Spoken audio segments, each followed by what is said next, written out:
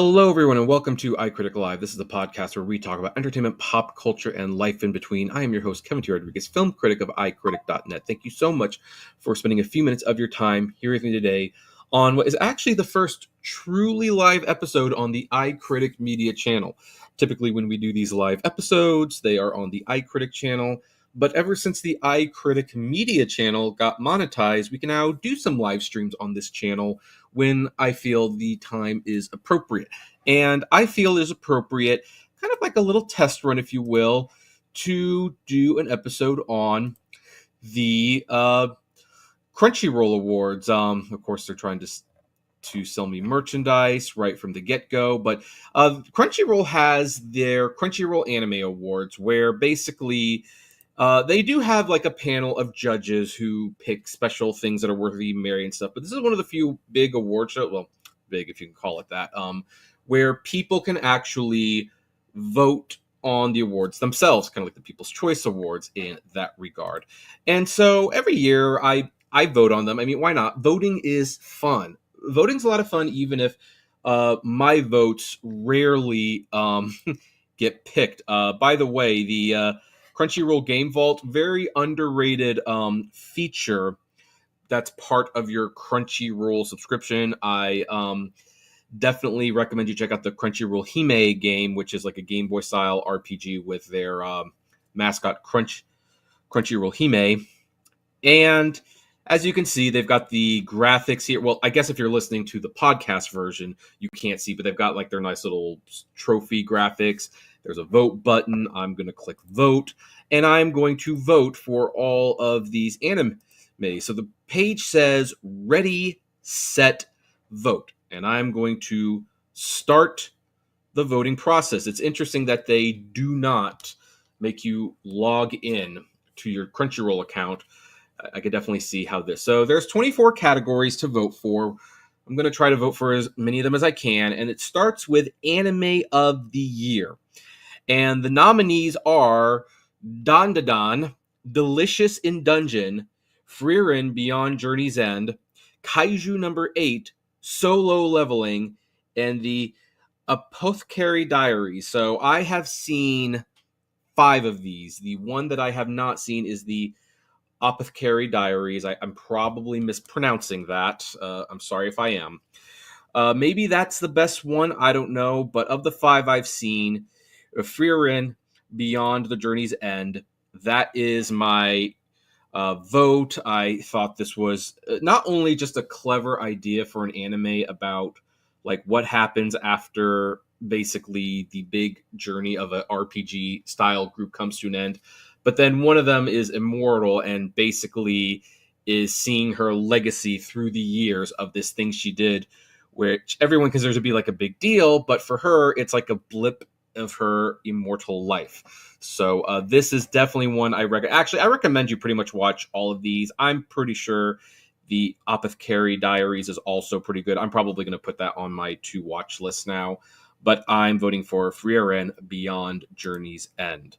Okay, enter your email address or phone number to vote. Okay, folks, so I am going to remove this temporarily because I guess they do ask that you submit stuff. Let me see. Let me make sure. I'm going to click vote to see it. Okay, so I voted.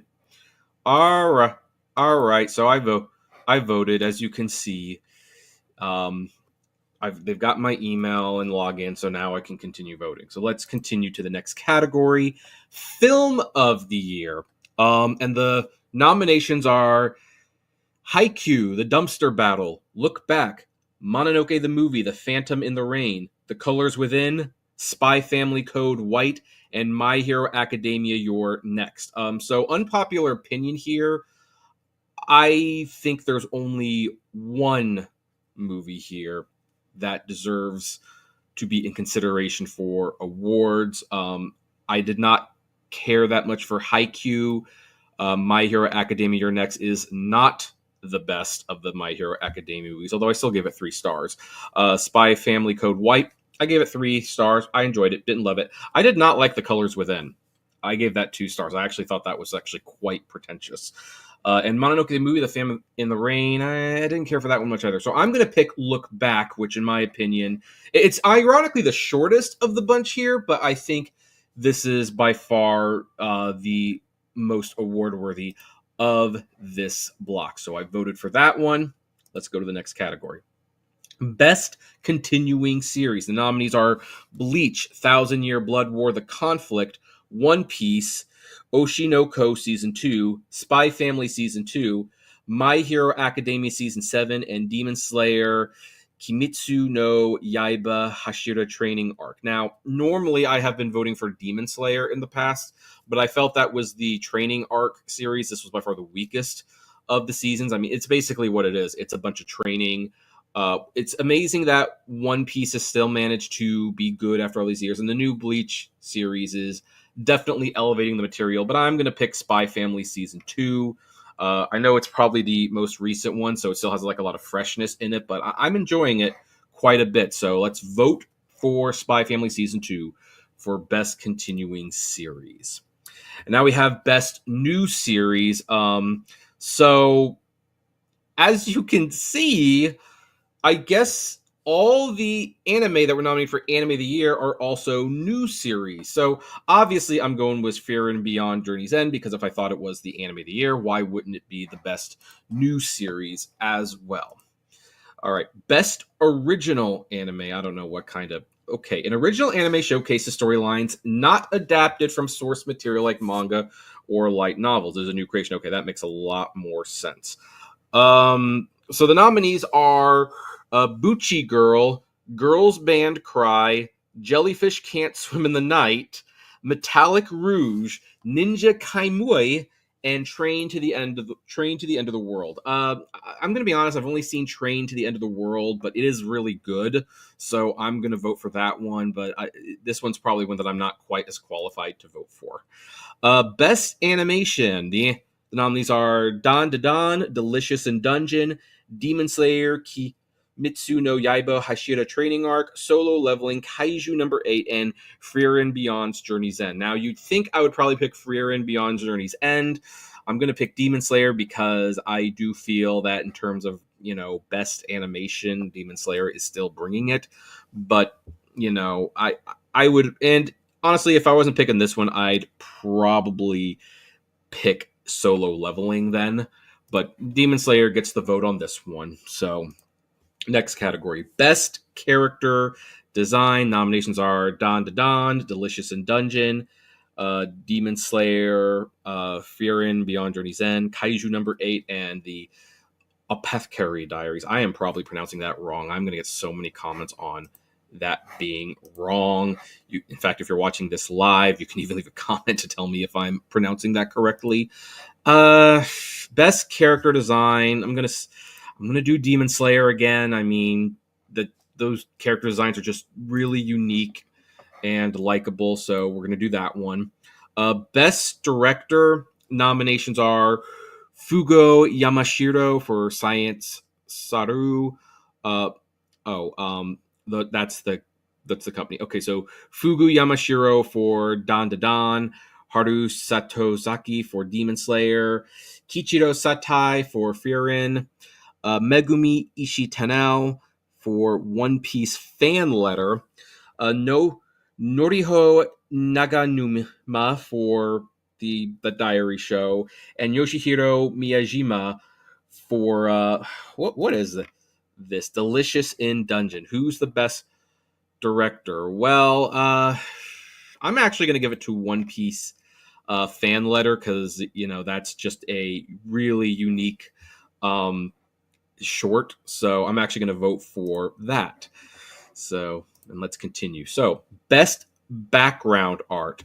We have Dan Da Dan, Delicious in Dungeon, Demon Slayer, Frieren Beyond Journey's End, Pluto, and the Apothecary Diaries. Okay, I don't know why Pluto was not part of the best animation thing, because it probably should be. I'm going to pick Frieren on this one because I think the backgrounds are really good on that. So, I will do that. Let's go next. Best Romance. So we have A Sign of Affection, Ranma Half, Scott Pilgrim Takes Off, The Dangers in My Heart Season 2, Matt Cain, Too Many Losing Heroines, and Blue Box. So this one's a lot tougher. I do love A Sign of Affection. The Ranma Half is definitely interesting because that's a reboot, but it is technically a newish show, so that's okay. The Scott Pilgrim Takes Off thing, they did some interesting things with the romance there, and The Dangers in My Heart Season 2, like that, I don't know if I would call that, that's a very twisted love story right there. I'm going to pick Blue Box because that is definitely, you are rooting for those two to get together in that show. So let's continue there. And by the way, don't feel like you have to vote the way I vote. Vote however you want. I'm just sharing how I'm voting. Okay. Best comedy. Okay. Delicious in Dungeon. Konosuba, God's Blessing on This Wonderful World 3. Mashal, Magic and Muscles, The Divine Visionary Candidate Exam Art. Jeez, these names. Like, I remember when we had names like Trigun and Cowboy Bebop. My Dear Friend Nakotan, Ranma Half, Spy Family Season 2. I think this one's pretty obvious. It's Ranma Half. I mean, look, I know you could say, oh, it's a reboot. They're adapting classic material. Yeah, but it is a reboot. It's technically a new show. And the fact that Ranma Half is still the funniest show out of all of the new stuff goes to show just how well the humor in Ranma Half has held up over all these years. The next category is Best Action.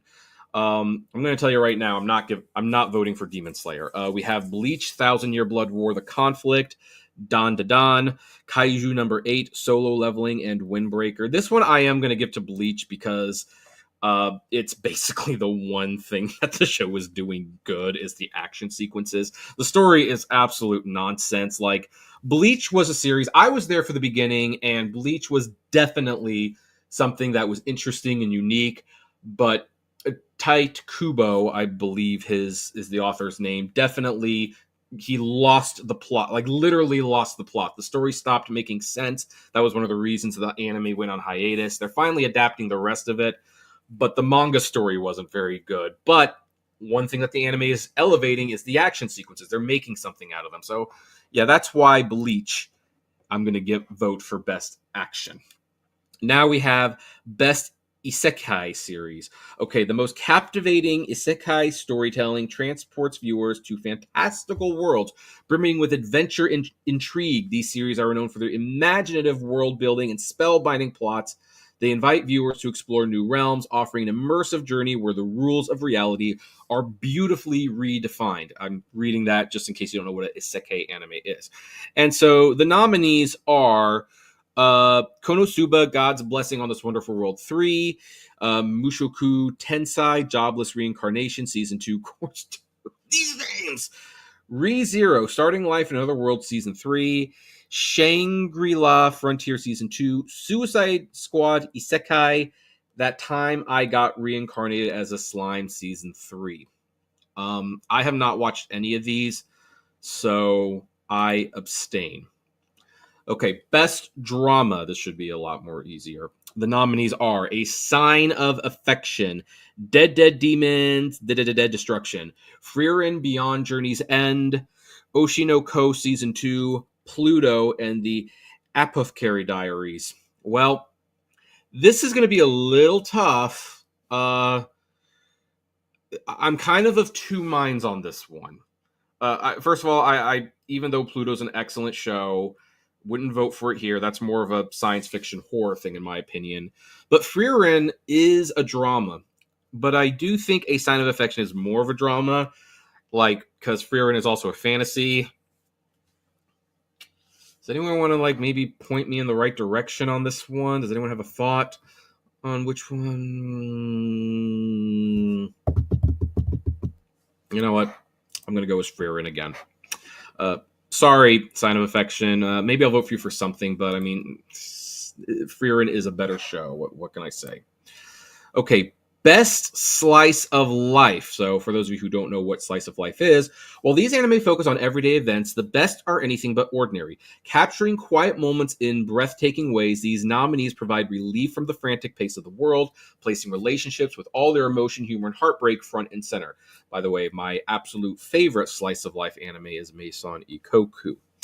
But here's the nominees. For Best Slice of Life this year: Laid Back Camp Season 2, Makine Too Many Losing Heroines, Mr. Villain's Day Off, My Dear Friend Nokotan, Sound Euphonium 3, and The Dangers in My Heart Season 2. I don't think The Dangers in My Heart Season 2 is much of a slice of life anime. I'm going to give it to Sound Euphonium Season 3. I have loved this show for a long time, so I think that's definitely a great slice of life anime. Best main character. We have Frieren from Frieren, Kafka Hibino from Kaiju number 8, Momo from Dandadan, Okarun from Dandadan, Mao Mao from the Apathy Diaries, and Sung Jinwoo from Solo Leveling. I'm picking Frieren. I know, definitely no surprise there, but she is that show. So, and that's my favorite show of the year on this list. So, best supporting character. Okay, we have Fern from Frieren, Himmel from Frieren, Jinshi from the Apathy Diaries, Psycho from Dandadan, Senshi from what's that show again? Delicious in Dungeon, and Turbo Granny from Dawn to Dawn. This one is, I'm gonna go with Seiko. I think she's definitely the standout of this group, so I'm gonna give it to Seiko for Dawn to Dawn. Must protect at all costs character. So their description for this is: these are the characters that make the world feel like a kinder, more special place. Whether they're an earnest protagonist who always gets back up or a pure-hearted cinnamon roll who holds a group together, these characters remind us that there are some things in life worth protecting. So, we have Anya Forger from Spy Family, Frieren from Frieren, Okarun from Don to Don, Senshi from Delicious in a Dungeon, Tokiyuki Hojo from The Elusive Samurai. Ooh, that's a good one. Nomination. And Yuki Itos from A Sign of Affection. So, which one should I... This one's actually tough. But I am going to go with Tokiyuki Hojo from The Elusive Samurai. No offense to Frieren. I actually don't know what Frieren's doing in this category because she's kind of apathetic about the events of the world for most of the show because she's lived life so long. So I don't know why she's here. But again, folks, just because Frieren might be my favorite show that they've been nominating doesn't mean I'm going to vote for every category it's in. Like in this case, I think The Elusive Samurai has a better must protect at all costs character. Best anime song. Ooh. So we have Abyss from Kaiju number 8, Bling Bang Bang Born from what's this show called? Mashal Magic and Muscles, the Divine Visionary Candidate Exam Art. Fatal from Gem, Oshinoko Season 2, Level from Solo Leveling, Otonoke from Don to Don, and The Brave from Frieren. I'm gonna go with the Don to Don song. That's definitely a catchy tune, if you know what I mean. Best score. The scores nominated are Bleach, Thousand Year Blood War: The Conflict, Don to Don, Demon Slayer, Frieren, Beyond Journey's End, Look Back, and Solo Leveling. I'm gonna pick Look Back. In some ways, this is the most subdued of the scores, but considering the amount of silence that's in this movie where they're just drawing or looking at things, the music kind of becomes a character in itself. So I have to give it to Look Back. Best opening sequence. Okay, and the nominees are Abyss, for Kaiju number 8. So basically these are the same nominees as the last time, except Look Out is replaced with Us from One Piece. I'm gonna go with Don to Don again because again that song is a bop, and so is the intro. The best ending sequence, we have Antenante from Ranma Half, Burning from Hitsuji Bungaku Oshinoko Season 2. Oh, maybe the show's called Oshinoko Season 2. Kamakura Style from The Elusive Samurai. Tai Dada from Dan Da Dan. Request from Solo Leveling. And Nobody from Kaiju number 8. I'm going to give this one to Antenante from Ranma Half, which is ironic because most people probably won't hear that song because Ranma Half Reboot is on Netflix, and Netflix tends to skip the ending themes automatically. Best Voice Artist Performance, Japanese. We have Oi Yuki from The Apathy Diaries, Atsumi Tanizaki from Frieren, Kenichi Suzumara from Braven, Shion Wakayama from Dan Da Dan, Sayaki Sambongle from Delicious in Dungeon, and Natsuki Hanai for Dan Da Dan. I'm going to give this one to Shion Wakayama for Dan Da Dan. Like, this actress is acting her butt off in that show. Best Voice Artist Performance, English. Is there any chance Vic Mignogna is going to be nominated? Probably not. Probably not. Let's see here. And the nominees are AJ Beckles for Don to Don, Alex Lee for Solo Leveling, Jesse James Grello for Attack on Titan Final Season, the final chapters special 2, Mallory Rodak from Frieren, Sarah Natochenny from Alia Sometimes Hides Her Feelings in Russian. That's an interesting title for a show. I might actually want to watch that.